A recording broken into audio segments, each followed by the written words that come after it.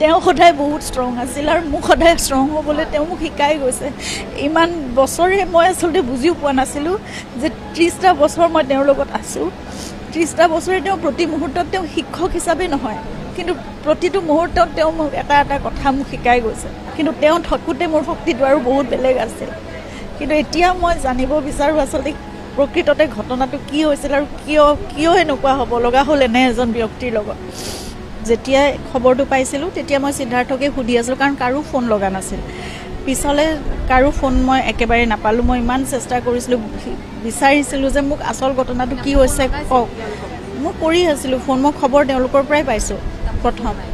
তাৰপিছত আৰু মই কাকো ফোনত নাই পোৱা, একো মানে ইমান বিচাৰিছিলোঁ যে তেওঁ ভণ্টি আৰু মই ইমান ৰিকুৱেষ্ট কৰিছোঁ সকলোকে যে মোক এবাৰ দেখুৱাই দিয়ক অন্ততঃ কি হৈছে, কেনেকৈ আছে। নাই, একো দেখিবলৈ নাপালোঁ, না ভিডিঅ' পালোঁ, না এটা হেৰি পালোঁ। তাৰপিছত কিন্তু ফেচবুকত বা হেৰিত এইবোৰ ভিডিঅ'বোৰ ওলায়ে আছে এটা এটাকৈ। শেষ মুহূৰ্তৰ ফটোও পাইছোঁ হস্পিটেলৰ ভিতৰত, কিন্তু সেইখন বহুত পিছত দেখিছোঁ। শ্যামকানু মহন্তই কিয় লৈ গ'ল, তাত গৈ পেলাই এজন বন্ধু বুলিয়ে অকল জুবিনৰ দৰে এজন ব্যক্তিক, এটা সত্তাক, এজন শিল্পীক কেনেদৰে ৰাখিব বিচাৰিছিলে সেইটো কথা মই একো বুজিয়ে নাপালোঁ। না কোনো মেডিকেল এছিষ্টেঞ্চ আছিল, না কোনো ছিকিউৰিটি আছিল, না তেওঁৰ প্ৰতি বিশেষ কিবা এটা মানে থকাৰ, তেওঁৰ খোৱাৰ, তেওঁৰ যত্নৰ কাৰণে কিবা এটা বিশেষ কিবা ব্যৱস্থা কৰা হৈছিল বুলিও মোৰ সন্দেহ আছে সেইবোৰ কথাত। তেওঁলোকে জুবিনৰ কোনো সেই একদম ভাগৰুৱা অৱস্থাটো তেওঁক আচলতে আঁতৰাই আনিব লাগিছিল। সেই সময়ত তেওঁক পানীত নামিবলৈ দিয়াৰ কোনো কথা নাছিল। সেইটোৱে মোৰ মানে জীৱনৰ কাৰণে মোৰ নিজৰ এটা খেদ থাকি যাব মোৰ লগত সদায়। জুবিনে আচলতে সকলোকে বিশ্বাস কৰিছিল। জুবিনে ইমানেই বিশ্বাস কৰে সকলোকে যে তেওঁৰ প্ৰফেশ্যনেল কামত মোক কেতিয়াও সোমাবলৈ দিয়া নাছিল। মই ইমানখিনিও নাজানো জুবিনে কিমান মানে ৰেমিউনাৰেশ্যন লৈ কিবা এটা অনুষ্ঠান কৰে বা তেওঁৰ এগ্ৰিমেণ্ট কেনেকৈ হয়, কিমান শতাংশ কি হেৰি থাকে তেওঁৰ মানে মিউজিক লেভেলতে হওক, যি হওক অন্য কপিৰাইট, এই গোটেই কথাবোৰ মোৰ একোৱেই জ্ঞান নাই। তেওঁৰতো সকলো সপোন মই কৰিবলৈ চেষ্টা কৰিম, কিন্তু মোক কিমান সময় লাগিব, কেনেকৈ পাৰিম মই নাজানো। আমাৰ ইমান কঠিন সময়ত সকলোৱে আহি মোৰ কাষত থিয় দিছে। এইখিনিতো সকলো মই জানো জুবিনৰ কাৰণে মৰম মই পাইছোঁ সকলোৰ পৰা। মোকো বহুত মানে সাহস দিছে, শক্তি দিছে সকলোৱে।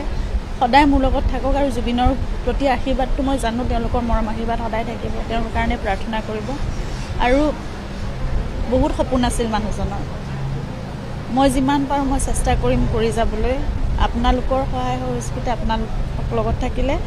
আৰু নতুন প্ৰজন্মৰ কাৰণে জুবিনৰ বহুত সপোন আছিল আচলতে, প্ৰকৃতিৰ কাৰণে সপোন আছিল।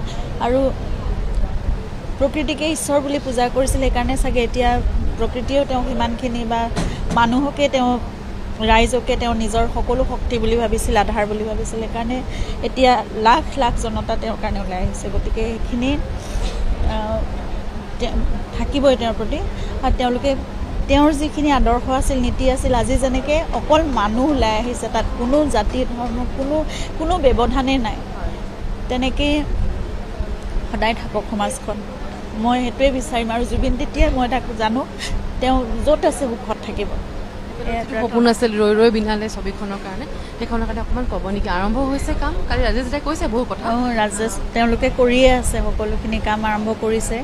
আৰু সেইটো জুবিনৰ এখন মানে বহুত মানে খুব আশাৰ ছবি আছিল, বহুত আশাৰ কাম আছিল। একদম নিজৰ মানে সকলো দি কৰাৰ নিচিনা তেওঁ। আৰু যিহেতু এখন মিউজিকেল লাভ ষ্টৰী, এনেকুৱা এটা কাম তেওঁৰ কৰিবলৈ খুবেই মন আছিল। মিউজিকৰ কামখিনি খুব ধুনীয়াকৈ তেওঁ কৰি হৈ গৈছে। তেওঁৰ ভইচ ডাবিং কৰিব যিহেতু নোৱাৰিলে, সেইকাৰণে যিখিনি চাউণ্ড মানে কৰা আছিলে সেইখিনি আমি চেষ্টা কৰি আছোঁ সেইখিনিৰ লগত কাম কৰিবলৈ, যাতে জুবিনৰ অৰিজিনেল ভইচটো অলপ হ'লেও ক'ৰবাত চিনেমাখনত থাকে। বাকী পষ্ট প্ৰডাকশ্যনৰ কামবোৰ চলি আছে। 31 তাৰিখে আমি উলিয়াবলৈ চেষ্টা কৰিম। তেওঁ যেনেদৰে পৰিকল্পনা কৰিছিলে কামবোৰ তেনেকৈ চলাই যাবলৈ চেষ্টা কৰিম। মোক খালি সকলোৰে সহায় সহযোগিতাই লাগে, আৰু সেইটোৱে মোৰ বৰ। গৌতম আদানীও আহিছিলে, হয়, কৈছে তেওঁ জুবিন এনেকুৱা মানে এটা সত্তা কেতিয়াও তেওঁৰ জীৱনকালত দেখা নাই, সেইটো কথা কৈছে এতিয়ালৈকে। কিমান মানুহে ভাল পাব পাৰে, শিল্পী বহুত দেখিছোঁ, কিন্তু এনেকুৱা এটা সত্তা দেখা নাই। সঁচাকৈ অৱতাৰী পুৰুষ, এনেকুৱা ধৰণেই কথা এষাৰ কৈছে তেওঁ। আৰু কৈছে পৰিয়ালৰ লগত সদায় আছোঁ, যদি কিবা পৰিকল্পনা আছে জুবিনৰ লেগেচিটো আগবঢ়াই নিবলৈ তেওঁলোক লগত থাকিব, সেই কথাটো কৈছে। আৰু আপুনি CIDত কেছ FIR দিছে, অকণমান জনাব। FIR দিছে আৰু কিমান বিশ্বাস আছে, আস্থা আছে গোটেই ইনভেষ্টিগেশ্যনটোৰ ওপৰত অসম চৰকাৰৰ পৰা? প্ৰথম দিনাৰ পৰা অসম চৰকাৰে মানে সকলোৱে, গোটেই ৰাইজে, চৰকাৰে, পুলিচ প্ৰশাসন সকলোৱে সহায় কৰিছে।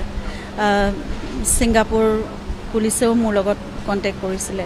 গতিকে মই সকলো যিটো ন্যায় ব্যৱস্থা, যিটো তেওঁলোকে ইনভেষ্টিগেশ্যন আৰম্ভ কৰিছে আৰম্ভণিৰ পৰা, মই সদায় লগত আছোঁৱেই, তেওঁলোকৰ লগত কথা পাতি আছোঁ। আৰু দেশৰ আইন ব্যৱস্থাৰ ওপৰত সম্পূৰ্ণ আস্থা আছে।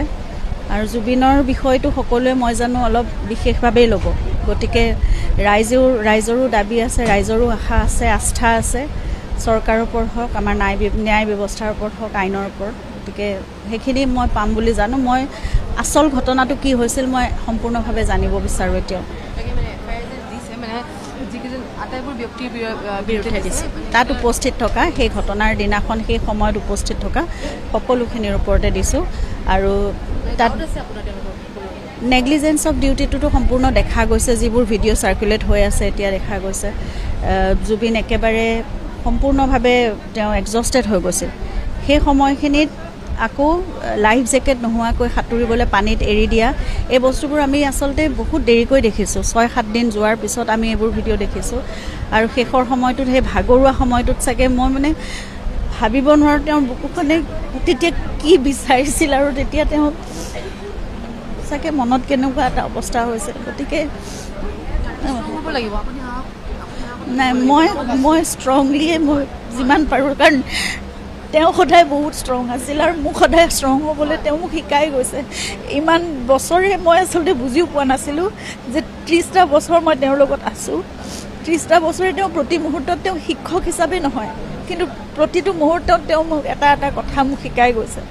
গতিকে মই এতিয়া তেওঁ কি বিচাৰিব পাৰে, তেওঁৰ কাৰণে কি কৰিব লাগে, মই সেইটো নিজৰ ওপৰত মই ভাবোঁ মই সবল হৈ কৰিব পাৰিম। কিন্তু তেওঁ থাকোঁতে মোৰ শক্তিটো আৰু বহুত বেলেগ আছিল। কিন্তু এতিয়া মই জানিব বিচাৰোঁ আচলতে প্ৰকৃততে ঘটনাটো কি হৈছিল আৰু কিয় এনেকুৱা হ'ব লগা হ'ল এনে এজন ব্যক্তিৰ লগত।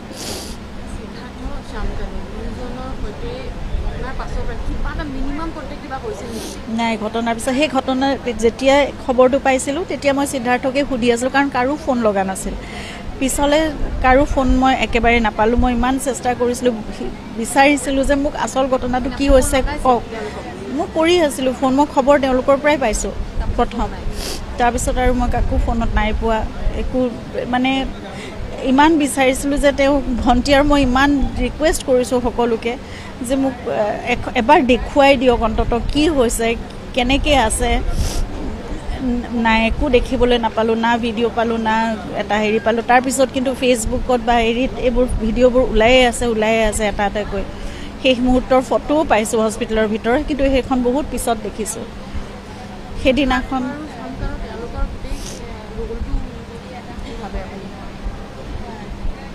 মই শ্যামকানু মহন্তৰ কথা একো ক'বই নিবিচাৰোঁ, কাৰণ শ্যামকানু মহন্তই কিয় লৈ গ'ল, তাত গৈ পেলাই এজন বন্ধু বুলিয়ে অকল জুবিনৰ দৰে এজন ব্যক্তিক, এটা সত্তাক, এজন শিল্পীক কেনেদৰে ৰাখিব বিচাৰিছিলে, সেইটো কথা মই একো বুজিয়ে নাপালোঁ। না কোনো মেডিকেল এছিষ্টেঞ্চ আছিল, না কোনো ছিকিউৰিটি আছিল, না তেওঁৰ প্ৰতি বিশেষ কিবা এটা মানে থকাৰ, তেওঁৰ খোৱাৰ, তেওঁৰ যত্নৰ কাৰণে কিবা এটা বিশেষ কিবা ব্যৱস্থা কৰা হৈছিল বুলিও মোৰ সন্দেহ আছে সেইবোৰ কথাত। আৰু একো কৰা নাছিল আচলতে। আৰু শেষ মুহূৰ্ততটো দেখা গৈছে তাত যিসকল উপস্থিত আছিল, সিদ্ধাৰ্থই হওক, শেখৰে হওক, বা তাত উপস্থিত যিসকল অসম এছ'চিয়েশ্যনৰ যিকেইজন মেম্বাৰ আছিল, তেওঁলোকে জুবিনৰ কোনো সেই একদম ভাগৰুৱা অৱস্থাটো তেওঁক আচলতে আঁতৰাই আনিব লাগিছিল। সেই সময়ত তেওঁক পানীত নামিবলৈ দিয়াৰ কোনো কথা নাছিল।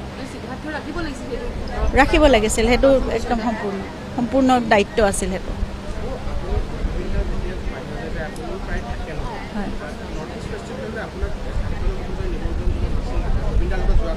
নাই যোৱা কথা কোৱাও নাছিল আৰু হোৱাও নাছিল, কিন্তু এইখিনি সময়ত মোৰ ঘৰুৱাও বহুত সমস্যা আছিল। আচলতে দেউতা, মোৰ শহুৰ দেউতাও অসুস্থ, মোৰ নিজৰ মা দেউতা অসুস্থ, তেওঁলোকৰ কেয়াৰটেকাৰ দুজন তেতিয়া মানে এজনৰ মামাকৰ মৃত্যু হৈছিল, গতিকে ঘৰলৈ যাব লগা হৈছিল। তাৰপিছত মোৰ দেউতাৰ লগত থকাজনৰো তেওঁক মানে কেইদিনমানৰ কাৰণে ছুটি লাগিছিল পূজাৰ আগে আগে। এই গোটেই কথাবোৰ আচলতে মই ঠিক কৰিবলৈ ঘৰত মই আছিলোঁ কেয়াৰটেকাৰ কেইজনৰ, কাৰণ NGOৰ পৰা তেওঁলোকক ৰখা হৈছিল। গতিকে এই ব্যৱস্থাবোৰ কৰি আছিলোঁ। মই ভাবিছিলোঁ যে 21 তাৰিখে জুবিন যিহেতু ঘূৰি আহিব, 22 তাৰিখৰ পৰা আমি চিনেমাখনৰ কামত লাগিম আৰু 30 তাৰিখৰ পৰা জুবিনৰ এতিয়া পূজাৰ শ্ব' আৰম্ভ হোৱা কথা। গতিকে 29 তাৰিখমানৰ পৰা আমাৰ ট্ৰেভেলিঙৰ মানে প্লেন আছিল এইবোৰ। এতিয়া মোক সেইটো কথা সোধা হৈছিল যে মই 28-29 তাৰিখৰ পৰা জুবিনৰ লগত মই ট্ৰেভেল কৰিম নেকি, তো মই যাম বুলি কৈছিলোঁ। গতিকে 22 তাৰিখৰ পৰা মই হয়তো ঘৰত ভালকৈ থাকিবই নোৱাৰিলোহেঁতেন। গতিকে মই ভাবিছিলোঁ যে ঘৰত এই বস্তুখিনি গোটেইখিনি চিজিল কৰি যাওঁ, আৰু তাৰ কেইদিনমানৰ আগততো জুবিন বম্বেত ভূপেন হাজৰিকাদেৱৰ শতবাৰ্ষিকীৰ অনুষ্ঠান কৰি আহিছে, আৰু এনেকুৱা 2-3 দিনৰ কাৰণে কেতিয়াবা গ'লে মোৰ যোৱা নহয়, কাৰণ মই ভাবিছিলোঁ যে সেইখিনি সময়ত তেওঁ অনুষ্ঠান কৰি ঘূৰি আহিব, মোৰো ঘৰত সকলো ছেটেল হৈ যাব, তাৰপিছত মই প্ৰায় 1.5 মাহ সময় চিনেমাখন ৰিলিজ হোৱালৈকে মই জুবিনৰ লগতেই থাকিব লাগিব। সেইবোৰ কথাৰ কাৰণেহে মোৰ যোৱা নহ'ল, আৰু সেইটোৱে মোৰ মানে জীৱনৰ কাৰণে মোৰ নিজৰ এটা খেদ থাকি যাব মোৰ লগত সদায়, যে মই নোৱাৰিলোঁ থাকিব লগত। কথা ওলাই পৰিছে, বহু এলিগেশ্যন আহিছে, বহু কথা উত্থাপনো হৈছে। জুবিন দাক বহুতে ইউজ কৰিছে, বন্ধু বৰ্গ দলটোত থকা মানুহ, মেনেজাৰে হওক, কোনোবাই হওক, অৰ্গেনাইজেশ্যন, আপুনি ক্ষেত্ৰত নিজৰ অৰ্গেনাইজ কৰিছে। সেইটোতো বহুত আগৰ পৰাই দেখা গৈছে, আৰু জুবিনে আচলতে সকলোকে বিশ্বাস কৰিছিল। জুবিনে ইমানেই বিশ্বাস কৰে সকলোকে যে তেওঁৰ প্ৰফেশ্যনেল কামত মোক কেতিয়াও সোমাবলৈ দিয়া নাছিল, আৰু তেওঁ মোক সদায় একদম আৰম্ভণিৰ পৰা, সেইটো মই বিয়া হোৱাৰ কথা নহয়, একেবাৰে প্ৰথমৰ পৰাই মোক এইবোৰ কথা বুজাইছিল যে যেতিয়া NK প্ৰডাকশ্যন আছিল দেৱে বৰকটকী, তেওঁলোক মোৰ ফেমিলি, মোৰ ককাই ভাইৰ নিচিনা, এইবোৰ ব্যৱসায়ৰ কামত তুমি মাজত নোসোমাবা, কাৰণ যেতিয়াই আমাৰ পত্নীসকল সোমায় বা মহিলাসকল সোমায় ঘৰৰ, তেতিয়া কিছুমান কথাত অসুবিধাৰ সৃষ্টি হ'ব পাৰে। গতিকে তেতিয়াৰ পৰাই মোক প্ৰতিটো কথাত মানে প্ৰফেশ্যনেল কথাত মই আঁতৰিয়ে থাকিছিলোঁ, কেতিয়াও মই সোমোৱা নাই। মই ইমানখিনিও নাজানো জুবিনে কিমান মানে ৰেমিউনাৰেশ্যন লৈ কিবা এটা অনুষ্ঠান কৰে, বা তেওঁৰ এগ্ৰিমেণ্ট কেনেকৈ হয়, কিমান শতাংশ কি হেৰি থাকে তেওঁৰ মানে মিউজিক লেভেলতে হওক, যি হওক অন্য কপিৰাইট, এই গোটেই কথাবোৰ মোৰ একোৱেই জ্ঞান নাই। এই বিষয়ে মই একো নাজানো, মই কেতিয়াও সোমোৱা নাছিলোঁ, আৰু মই কেতিয়াও ভবাও নাছিলোঁ যে হঠাৎ এনেকুৱা এটা পৰিস্থিতি আহিব। গতিকে সেইবোৰ কথা মই এতিয়া লাহে লাহে মই আনৰ পৰা শুনিছোঁ, জানিব লাগিব, শিকিব লাগিব সকলো কথা। হয়, সম্পূৰ্ণ নাই হোৱা। চাওঁ এতিয়া মানে বহুত কথা আহি পৰে নহয়, এতিয়া মোৰ হাতত সিমানখিনি অৰ্থও থাকিব লাগিব, মই সম্পূৰ্ণ কেনেকৈ কৰিম।